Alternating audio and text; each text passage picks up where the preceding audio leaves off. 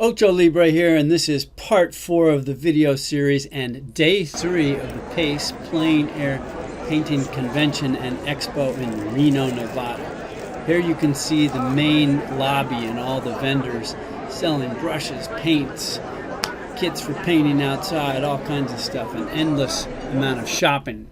In the lobby, I met one of the artists and teachers for the week, Charlie Easton, Canadian guy, really nice guy. He's known for painting in these crazy locations and taking videos of him standing on a cliff or above the ocean or something like that. But he painted this from start to finish in acrylic. We'll see as it progresses.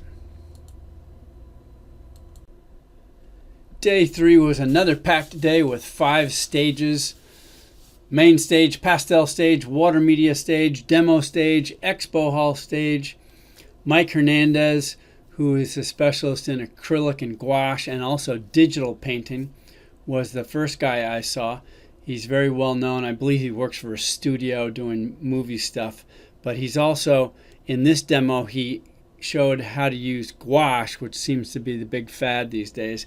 And he showed how to use it as both in a watercolor fashion, mixing it with water and keeping it very loose and washy, and then how to use it as an opaque medium as well. And he created this scene out of combining a couple of different photos he had and created this painting.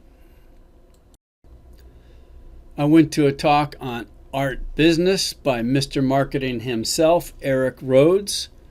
Very interesting. There was so much going on, I had to hop around from room to room to see if I could find who I best wanted to see, but I caught this presentation by a guy named Ryan Jensen. He's an ex-Marine. I think he's in San Diego, but he gave a really fun chat about sort of how he approaches art. And this last shot is one of him taking a selfie with the audience, always thinking about marketing. ABC, always be selling, right? And this day to paint out, we went to Virginia City, an incredible place, home of the Comstock Lode from 1859, became a boom town. From nothing, went to 25,000 people. I think 20 years later, it was pretty much played out, but it's probably one of the most famously known silver mines in the world. Anyway, it was a long drive out there, and because it's high in the mountains, the sun was already starting to set. These are a few shots. They have an old railroad.